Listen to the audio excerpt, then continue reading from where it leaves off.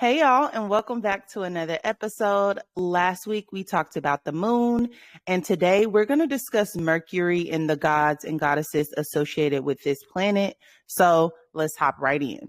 Okay, now Mercury was actually called the messenger of the gods, and Mercury basically in your birth chart is going to tell you how you think, and it's also going to contain the energy of intelligence. So the ancient Egyptians actually had Tudi, who I explained from the previous episodes is Thoth, or who we consider to be Thoth. And he was seen as the messenger of the gods. He was associated with the cycles of the moon. He was associated with writing, and he was thought to have invented writing and scribing as well. He was associated with wisdom, so he was known as the god of wisdom, knowledge, and intelligence. He was associated with science, particularly math, measurements, magic, and the arts, judgment, meaning like after a soul passed over, that type of judgment, arts, and hieroglyphs. So he was often depicted with the head of an ibis, which is like a bird, but sometimes he's also seen with the head of a baboon, which again, I told you guys was a sacred animal in ancient Egypt. Now, he was known as the begotten of all knowledge and esoteric knowledge, which is hidden knowledge that comes from some divinity, okay? That pure knowing. And Thoth was considered to be, by the ancient Egyptians, the scribe of God. So he was like God's right-hand man. Anything God had to say, it went through Thoth first, which is who they called Tudi. Now, he was the god that weighed the soul against the feather once the soul had passed on from this physical world.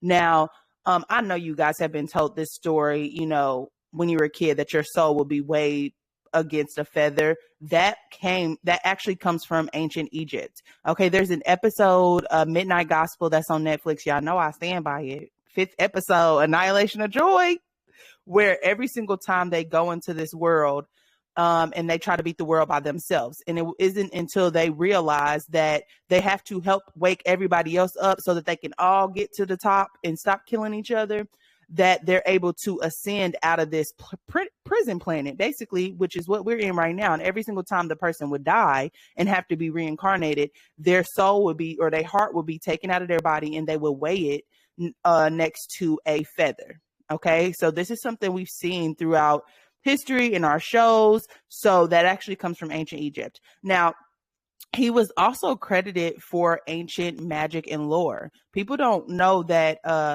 tarot cards, crystals, anything that has to be have to do with divine tools of divination comes from ancient Egypt. It comes from Thoth, and he was also the god of alchemy, which is basically transmuting one thing into another. So transmuting hate into love, transmuting silver into gold, like anything like that comes from Thoth. So the Greeks actually had Hermes, who literally is the same as Thoth. He's just literally been renamed, and they put a different person on it, okay? But Hermes was the god of trade, of wealth, of luck, of fertility, sleep, language. He was also the god of thieves, travel, and the god of domesticated animals. He was often described as clever and cunning, and like the planet Mercury, he was mischievous and a trickster, which we'll talk about Mercury a little bit later. He was considered to be a protector and a guide for travelers, merchants, and merchants are just people who sell things, and thieves. And he is often shown wearing winged sandals, as they thought him to be fleet-footed, meaning like he got the fuck on, okay? He moved very, very fast. And he was actually able to move between this finite world and the heavens, so earth and heaven. So the wings helped him to transcend that barrier. And he was also associated with transition, and he was a god for souls, meaning like after they passed on. Now, the Greeks and the Romans believed that Hermes, Mercury is the name for the Romans, had to do with anything where there was a breakdown in barriers, whether it be good or bad. And they believe that he did not discriminate. He healed. So say the breakdown in the barrier is somebody getting sick, right? It didn't matter if the person who got sick was a bad person or a good person. He would still heal them, okay? And the guy who came up with the doctor's oath, the oath that doctors take, his name was Hippocrates. We talked about him before. This is why it doesn't matter if it's a good person or a bad person that comes into the hospital. Doctors take an oath to take care of them regardless of what their situation is. Okay. This actually comes from Thoth. Okay. Comes from the Romans and the Greeks. Okay. So again, they did not believe that he discriminated. He was also seen to rule any material transactions. Hermes held a staff in his left hand called the Codassus, and it's basically a staff in the middle with two snakes intertwining, moving up the staff, and at the top of the staff is wings. This is actually the sign for the medical field right now. Okay. We seen this when we were studying the Book of Wisdom. I'll put up a picture so you guys can see, but we're going to talk about that a little bit more later and what that stands for, what that means as well, a little bit later in the episode. So the Romans had Mercury, and Mercury was the god of commerce, financial gain, messages, communications, travelers, boundaries, luck, thieves, and trickery.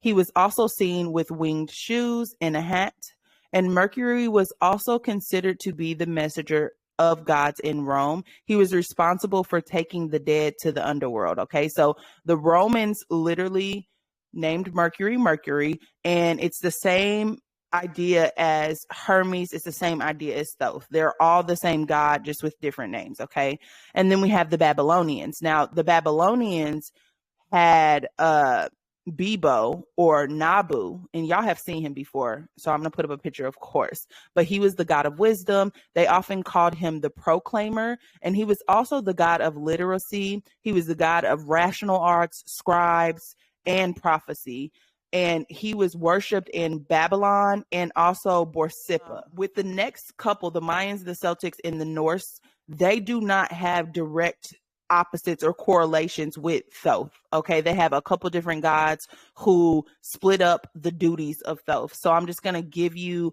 what I was able to find. So the Mayans, again, there's no direct correlation, but they do have two gods that split up the qualities of Mercury, Thoth, Hermes. Okay, they had the god of death and they had the sun god. Now the god of death's name is Apuk, and he was the god of death, darkness, and destruction. Apuk had an evil bird as his messenger, and he was linked with birth, new beginnings, and the embodiment of life and death. He is often shown with a skull-like head. And then Itzamna is the sun god. We talked about him briefly, but we didn't talk about him much, so I'll tell you a little bit more about him. He is seen as the ruler of heaven, day and night. He was the god of rulership, the balance between opposing forces, a creator and inventor with a logical and methodical mind. And he was considered the supreme father of the universe, who rules based on esoteric knowledge and not based on mind. Like, he ruled based on what the hidden knowledge that a lot of people didn't have access to. Okay. The Celtics, same with Celtics in the Norse. There is no direct correlation. Okay. But they had multiple gods that had the same attributes. They had Lu, who is the sun god. We talked about him before. And they had this other god named Gwayan Bak, and he was considered to be enlightened with all knowledge. And I thought this story was interesting, so I kind of want to tell y'all because it involves another character that we talked about when we were talking about the moon episode. So the story goes that he was forced to stir the pot of knowledge for Saradwin, who we talked about again in the moon episode. She was the moon god of the Celtics, or one of the moon gods of the Celtics. And as he was like stirring this potion, which I think he did it for like so many years, because it was like a year, multiple year long thing. And when he was stirring the potion, a speck of the potion flew out, hit him on the thumb, and it was burning his thumb. So he stuck his thumb into his mouth. And when he did that, he was endowed with the knowledge of everything. He wasn't supposed to be endowed with this type of knowledge. So she chased him down through multiple animal transformations. And when he turned into a grain, she swallowed him and birthed Taliesin, who is called the Shining Brow. And then he became enlightened with all the knowledge. Okay.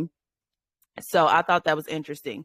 And then the Norse have Odin and Hermor, or Himrod, same people, his son. So Odin was the god of war, death, wisdom, healing, royalty, air, knowledge, poetry, and magic.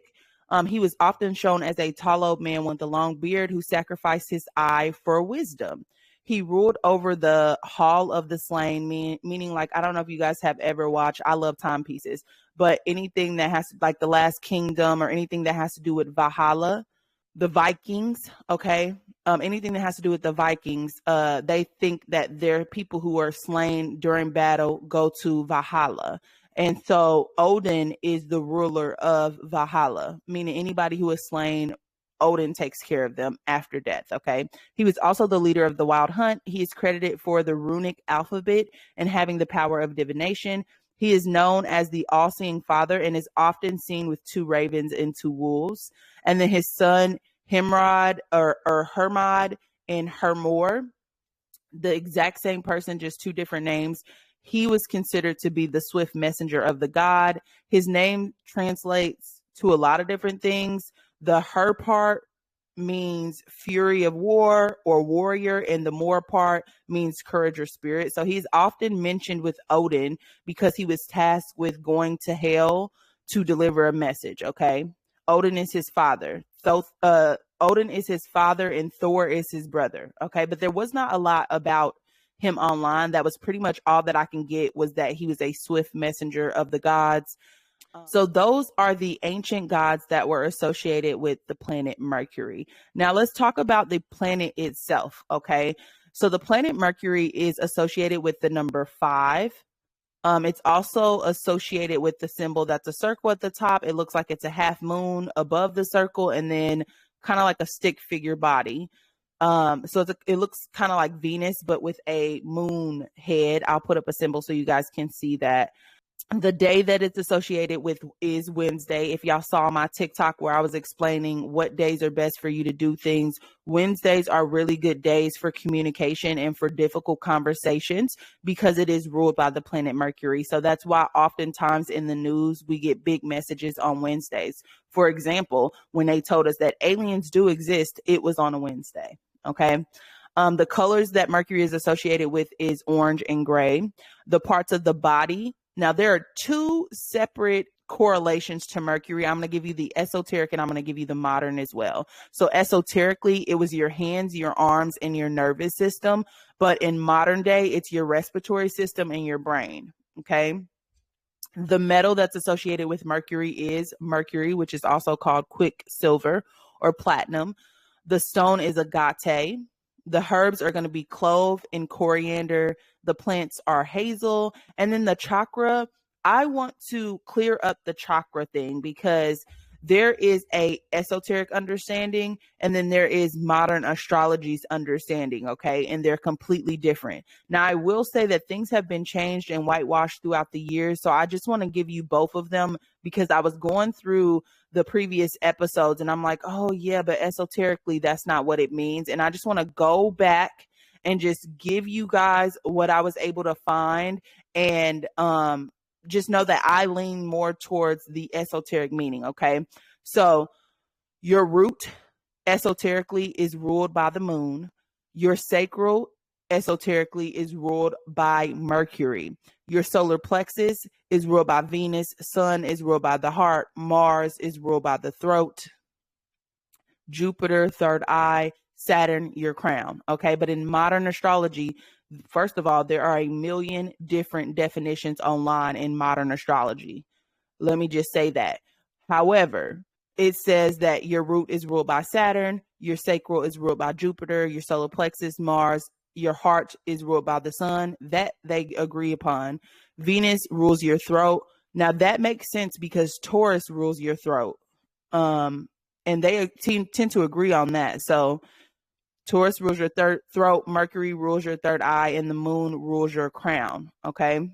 And the 2 signs that Mercury rule are going to be Gemini and Virgo, okay? Virgo is very, very analytical in the mind, but Gemini is charismatic. Gemini is a talker. If you've ever been around a Gemini, they just don't shut up. They just be blabbing, babe. They just be, and they also love to gossip. They like drama. They like the theatrics. They're also really smart though. Okay. So these 2 are ruled by Mercury.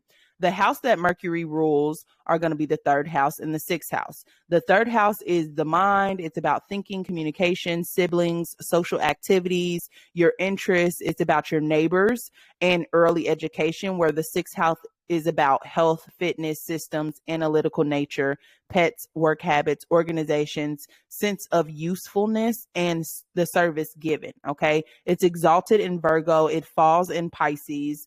The cycle around the earth is going to be 88 days, and it's associated with the tarot card, the Magician.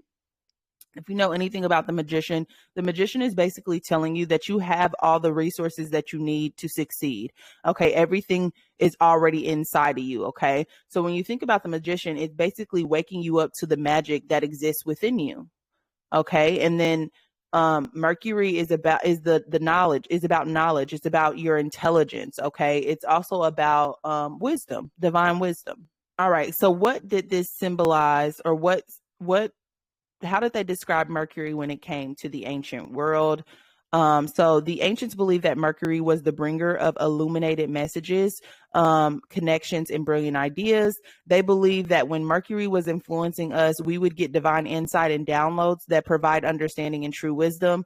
Mercury was the ruler of our second ages, so it governs childhood, but specifically during the ages of 7 and 14. And during these ages, we learn knowledge and wisdom that counterbalances our primal instincts, meaning that we start to actually intellectualize things instead of doing things based off of pure instinct. Mercury is the ruler of communication.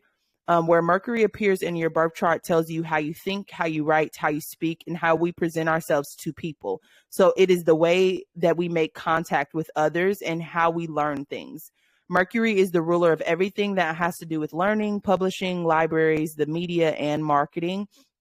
But you have to be careful with Mercury because words can cause as much difficulties as it can cause success. You have to be careful what you say because Mercury sometimes can be slick, and your words can cause more damage than good if you communicate too quickly. And sometimes your brain or intelligence is not enough to save you in those moments. So you do have to be firmly grounded when you go to communicate, okay? They believe Mercury to be quick-witted and an insightful thinker, but also a trickster and a deceiver. The key to seeking true wisdom is to seek knowledge with an open, kind, and caring heart. Mercury's path contains a lot of motion and retrograde motion, which basically Mercury is in retrograde 3 times a year. Okay. So it goes forward, then it goes backwards, then it goes forward, then it goes backwards. Okay. And when Mercury is moving in this retrograde motion, decisions, ideas, and communication can change rapidly and become very, very unreliable. So it's wise to pay attention to Mercury and pay attention to details when communicating during these Mercury retrogrades. Now, just the extra tidbit, Mercury's caduceus, the little staff, is used in the medical field, which was established by Hippocrates, who was the physician and developed the oath for doctors to take. It's the 2 snakes winding up the staff with the wings at the top. This represents the Kundalini rising. And basically, when you go through a spiritual awakening or your Kundalini starts to rise, you actually transit through these 7 chakra systems, right? Where you're developing them, you're balancing them. And once you actually get to the top of this staff, there's wings. Why? Have you guys ever heard this story about the fallen angels, right? The fallen angels were often represented using a dragon. Now, when these angels fell, they lost their feet and they lost their wings. What's a dragon that loses its feet and its wings? A snake. Okay. Snakes represent true wisdom. So as these snakes climb up, the Kundalini energy, which also the symbol for the Kundalini energy is a snake. As they climb up this staff that is supposed to represent our spine, right? And they reach the top, they get their wings back. Okay. So this whole idea of the fallen angels falling to men, dropping in consciousness and having to realize that they are God and the God is within, again, is symbolized by this symbol. Once you reach the top, you get your wings back. Okay. So esoterically, Mercury has the fastest orbit in our solar system because it's the smallest planet. So often Mercury is called the quick-footed or fleet-footed messenger of the gods. Mercury is often seen holding a bag of coins because he rules over commerce and trade. He also rules online businesses and digital content as well.